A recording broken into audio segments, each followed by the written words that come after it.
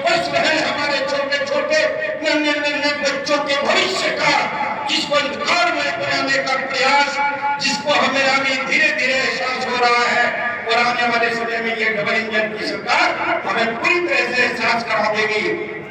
अगर हम जागने में हम लोगों ने देर कर दे तो फिर हमारे इकट्ठा और एकत्रित होने का कोई लाभ नहीं।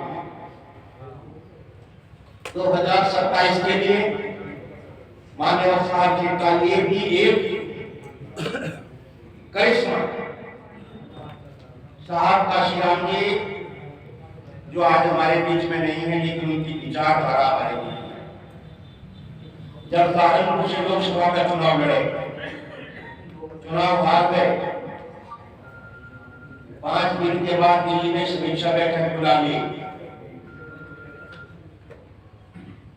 देहात में चुनाव जीते थे, मुजफ्फरनगर मुजफ्फराबाद में चुनाव जीते थे साहब, और सरसावा विधानसभा में चुनाव जीते थे। नकोर विधानसभा में हार गए थे और सिटी में हार गए। कुल मिलाकर हम हार गए। बहुत दुखी हमारे में दूसरा कलंक लगा था। सहारनपुर के लोगों पर पहला कभी पुराना हमारे होश से पहले का कलंक लगा था कि बाबा साहब अम्बेडकर जी कभी सहारनपुर आए थे। हमारे लोगों ने, कांग्रेस के दलालों ने, कांग्रेस के बिकाऊ लोगों ने उनका विरोध किया था काले झंडे को। और उसके बाद बाबा साहब अम्बेडकर जी सहारनपुर नहीं आए। ऐसा लग नहीं।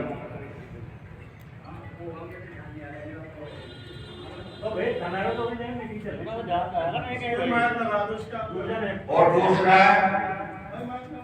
दूसरा एक मौका मिला हमें, माननीय साहब श्री काशीराम जी ने सहारनपुर को चुना कि मैं सहारनपुर की मेरे कार्यकर्ता बहुत अच्छे हैं, मैं वहां से चुना।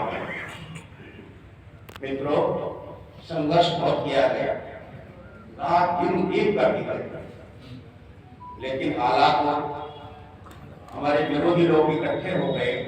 समाजवादी पार्टी ने बीजेपी को सपोर्ट कर दिया, कांग्रेस ने बीजेपी को सपोर्ट कर दिया, जितनी पार्टी बीजेपी के अलावा थी माननीय साहब श्री काशीराम जी के खिलाफ करती। तब हम चुनाव,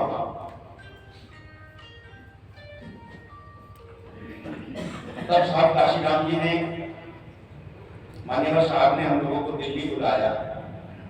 माननीय बहन जी और साहब श्री काशीराम जी बैठे थे, हम लोग गए। लगभग 50-60 के करीब